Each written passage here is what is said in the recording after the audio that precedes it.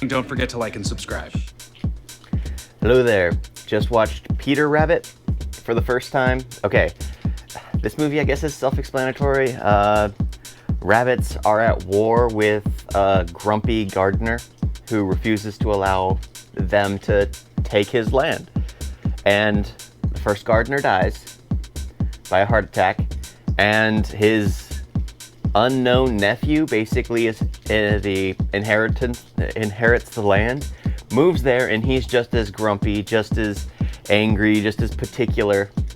Yet he falls in love with the neighbor, the young neighbor who's the same age as him, and who happens to like the rabbits. She happens to like the rabbits, and the Peter Rabbit and the new McGregor are at war with each other. So it's a very simple story. Everything's basically overly done out. The rabbits seem way too smart. So I did like how at the very end they kind of added to that. They're just like, yeah, they are smart because she had no clue. Just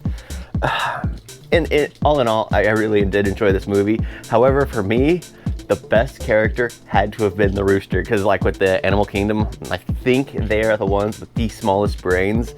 So I thought it was very funny, because it's just like he was surprised that it was a new day. He's surprised the sun rose. He thought it was the end of the world. And the next time they introduce him, he's like, oh, I didn't expect this to happen. I hope this didn't happen. I just fertilized a ton of eggs. I made a huge mistake. And the next time, he doesn't crow because a bunch of little chicks are poking at him. The time after that, the chicks are the ones saying everything. It's just... I thought that was like the best part, just because of that rooster. I really wish they would have gotten a particular voice for that rooster, because that would have been even like incredibly hilarious for me, because it's just like, that's just wrong. But I really did enjoy it.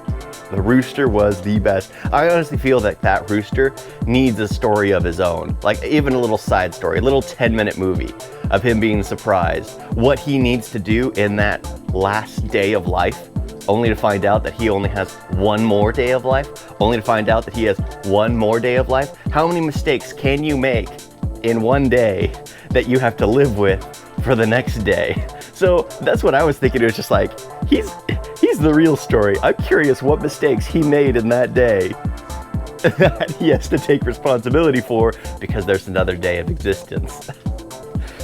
Yeah, I'm all for that rooster. I'm all for that rooster. Yeah, because Peter Rabbit, fun. I was kind of like rolling my eyes at a few points. It's just like, oh, this is ridiculous. I don't like it. I don't like it when they make animals way more intelligent than they really are.